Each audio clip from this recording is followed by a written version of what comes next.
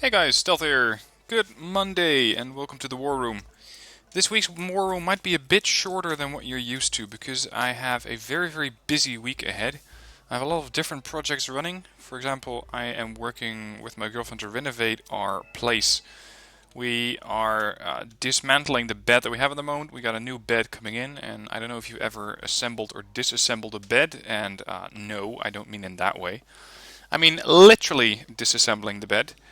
Then you know that it's quite a lot of work, especially if you're getting one of these new box spring beds. I'm not sure if that's the English term as well, but it seems English enough to me. Anyway, what have I been up to last week? I introduced my girlfriend, or fiancée, or whatever you want to call her, to City Skylines, the city builder game. I'm not sure if I mentioned this before, she's teaching English at a high school, and of course, with these months, she has 6 weeks off, and she needs something to do. So I said, okay, sit down, I'm going to show you how to play City Skylines. So she's now claiming more and more time at the computer, pushing me away from Wargame, World of Warships, etc. As she's claiming time playing Cities Skylines. But anyway, so long as she's having fun, I'm perfectly fine with that. Other thing that has been going on, considering the girlfriend, is that there's this channel on YouTube. I'm not sure if you've seen it before. It's called Brent0331. This guy is very heavily into testing camouflage. So one of the videos that I saw recently, he was testing the Dutch DPM camouflage, you know, the camouflage uniforms. And he has these videos where he tests these out so that he positions a camera somewhere, usually aimed at a nature scenery, and he challenges you to find him, to see exactly how good his camouflage skills and the camouflage patterns as a whole are. Now, I watched this video a few weeks ago, and I had a lot of trouble finding this guy. My girlfriend is pretty damn observant, and unlike me, she is not colorblind, so she has less difficulty spotting stuff, especially spotting smaller differences in colors. Now, to get one of these myths out of the world, I am not incapable of seeing colors. I don't see the world in black and white. I do see the world possibly in a few less colors, and I have trouble distinguishing what color goes into what other color. Pink, blue, for example, that's quite a difficult sector for me. Or looking at something along the lines of brown-red or orange-yellow. These color transitions are very tough for me. She does not have this problem, and I was wondering, partly based on a sort of challenge to her, and partly based on seeing if the color blindness changes anything, how many of these different settings for the Dutch DPM camo she was able to spot. And she got bloody almost all of them. It was ridiculous. She was looking at this video and she said, yep, there's one, and there's the other one. It's usually two guys operating together. So the camera changes to the next scenery, and she goes, yep, he's over there, and the other one's over there. And I'm looking, and I just cannot find these guys. So I'm going to put the link to the video in the description down below, so you can have your own little observance test. See how well your perception is. For me, I couldn't for the life of me spot these guys. Despite some research saying that guys or people with colorblindness are better at spotting camouflage or spotting, let's say, stuff that shouldn't be there. Maybe, but I have not quite seen it yet. Now, I'm not sure how many of you have been seeing this, but you probably did not miss it, since it's everywhere. Pokémon Go.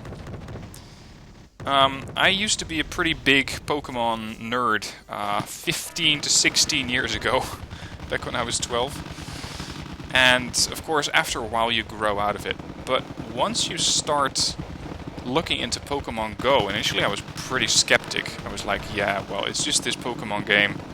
But this thing is not your average Pokémon game. This is not something that you play on a Nintendo. This is, let's say, the pinnacle of virtual reality, gamification, and the Pokémon game combined. If you're not familiar with all those terms Pokémon, you know.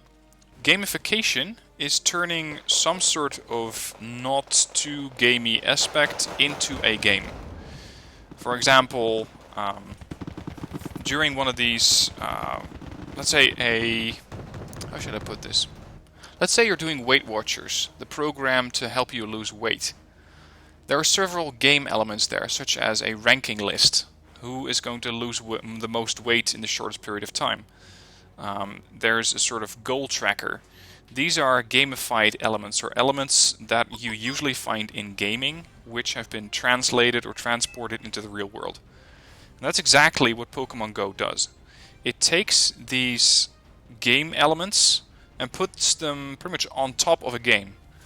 Now, one of the ways that you can do that is, for example, by, supposedly, I haven't done this yet, finding an egg, a Pokemon egg of some sort, and in order to hatch that egg, you have to walk. And no, you cannot just pick up your phone, go to your car, your bike, your bus, whatever, and do the required distance there. No, you have to actually walk.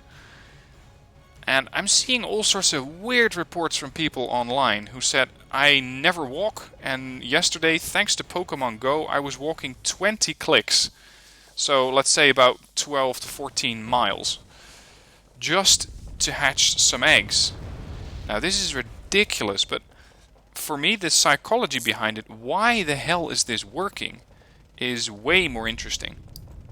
I find that totally fascinating. So yes, as the massive nerd on psychology and gamification and all elements gaming, I decided to install the app. The app currently is currently available for Android if you're going through an APK. So that is an unofficial installer file, because the servers from the company got completely overwhelmed. Completely.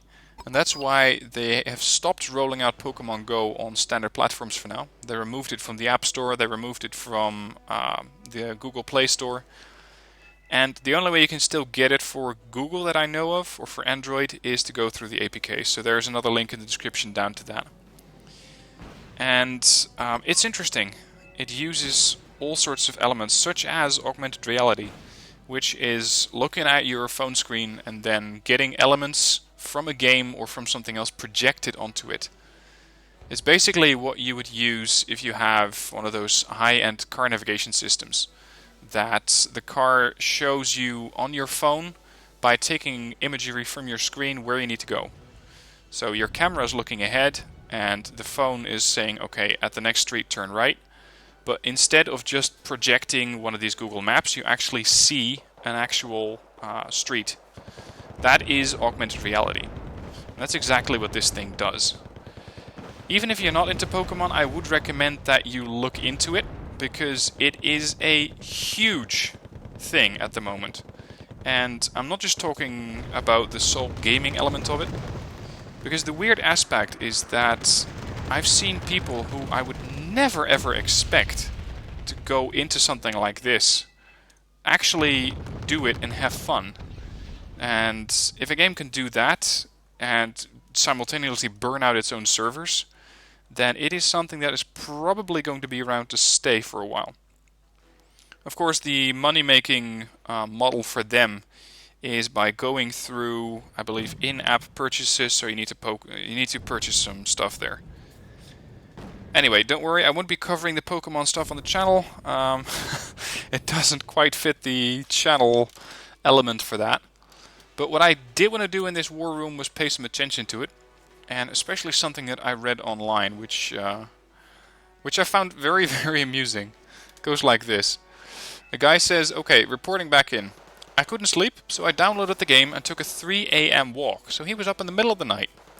There's a little park a few blocks from me that had like 3 Pokestops and a gym, so I wandered over there to see what the game could offer. Reminded, 3 a.m. in the morning. Picked up an EV outside my house and a couple of trash pokes along the way to the park. So I get there, wander around a little bit, check out the stops. I'm rustling around in the tall grass, and then decide to go a few blocks away to see a couple more stops when I hear from the darkness, "Yo, my man!" Turning, I see 2 sketchy-looking dudes sitting on a bench in the dark. I must have walked right past them without noticing them. Great. One of them waves and he said, "My man, check out over there with the blue truck. They were got an Onyx earlier." So I wander over by the truck, and sure enough, there's a fucking Onyx over there. Awesome. So I end up chatting with the guys for a bit, told them where I got my EV. They convinced me to join the red team when I hit level 5 so we could lock shit down in the neighborhood. That's when the cops show up. Yeah, so it turns out that two 20-something black dudes and a 40-year-old white guy chilling in the park at 3 a.m. looks strange. It took a bit of talking to convince the cop we weren't doing a drug deal, and a bit longer to explain the game. And then the cop downloaded the fucking game on his phone and asked us how to get started. Even if it is made up, I found it amusing. Going out at 3 a.m.? I mean, what would you normally do if you're awake at 3 a.m.? You don't just check out a game and go outdoors. You, or at least I, would boot up the computer, play some war game, play some other video games, read a book, try to go back to sleep. But no, people are actually going outdoors to try and find these Pokemon, which is unusual, to say the least. So there is a lot going on that front, on that area. Again, I won't be covering too much, but I wanted you to be a little bit aware of what's going on. And initially I was very, very skeptical, but I do find it amusing. It is funny. So have a look at it, and if it's not for you, fine. But at least you're aware that it's something big. And as a final note, what I saw this morning was that Nintendo shares, which is of course one of the major shareholders, let's say in the Pokemon thing, they went up by 20% in a few days. 20%! That's huge! And that's due to one game that wasn't even developed by them. But I believe they are the licensee, so the license holder for the Pokemon world. Ridiculous. Anyway, what else has been going on? In World of Warships, I finally got my first tier 10. I thought it was going to be an aircraft carrier, but it turns out to be a destroyer. I heavily grinded the US destroyers and eventually got myself the gearing. It's a pretty nice ship, but I don't know. It's not that big of an upgrade over the previous types of ships. I'll probably be doing a review or a couple of gameplay videos on that on the Worship Wednesdays that I usually do. So be on the lookout for those. Other stuff, I finished reading the book about Elon Musk that I mentioned last week in the War Room. If you haven't read it yet, or if you haven't started reading it yet, be sure to do so, because this guy is incredibly impressive in the way that he's changing the world. And you could say, well, yeah, it's all just an act. Maybe, but I really don't think so. You see, Elon Musk started, or at least was a partner starting Tesla. He started his own space company, SpaceX, and where most entrepreneurs seem to be focusing on making money, he is focusing on really changing the world. And yeah, that sounds a bit out there. But for example, with Tesla, he says, look, the whole car model of petrol-driven cars or gas-driven cars, they're outdated. They're just not going to be sustainable in the long run. So we need to switch to electric cars, and we can use solar panels and other electric or other eco-friendly ways to generate power. So that's what he did with Tesla. And initially all the car makers said, well, you're a big joke. You're never going to amount to anything. It's a lovely little car, this first car that you made, that was the Tesla Roadster. But other than that, really? No, I don't see it happening. And true enough, Tesla damn near died. The company nearly went bankrupt. And this happened, I believe, a few times. But now they're still here, and they're here to stay. They have a massive, massive foothold. They have, from what we've seen so far, some of the best technology in the car industry. And the impact that they're making on developing electric cars is really impressive.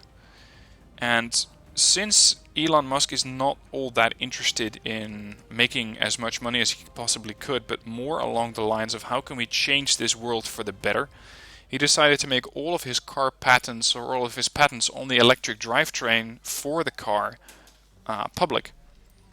So normally you would have to buy into using his technology. That's the whole patent thing. He says, no, I want to propel the whole car industry into a new level, and that's why I'm opening up the patents that developed by Tesla to make sure that we can now provide electric cars to all sorts of different people, and to make sure that the car industry as a whole develops, not just Tesla. Which I think is amazing. I mean, how many car companies do you know that have this mindset? Because I don't know of any of them. Maybe Toyota. I'm thinking the Toyota Prius. I believe they, at some point, released the patents to that one too. But other than that, I don't believe anything along the lines of this has ever been done. Anyway, make sure you get that book. Make sure you read it, because it is incredibly impressive how this guy does his business, what he does, how he drives his people on. And some people consider him more of a general than a CEO. And he has a lot of effect in doing what he does. Other thing, I was in contact with someone who is helping Wargame or Eugen develop the Israel pack, and he said, well, it's probably not going to be anytime soon. He is from Israel, and he's working with Eugen to help develop the new Israel pack. He said they only just started modeling, and they're still discussing which units to actually bring into this deck. So it's going to be probably a couple of months. So don't hold your breath for this coming out very, very soon, because it's not that likely. Other stuff that I'm working on this week is I'm working on creating my first online course. It's going to be an online course on how to use body language for job applications. Because here's the weird part about job applications. Most people seem to know how to write an application letter. They seem to know how to scout the best jobs, how to do salary negotiations and stuff like that. But what most people don't realize, or don't seem to realize, is just how important it is to have good body language there. Good body language will allow you to actually get the job. Bad body language, not having the right expression or the right posture or the right gestures, will cost you the job. So that's what I'm working on this week.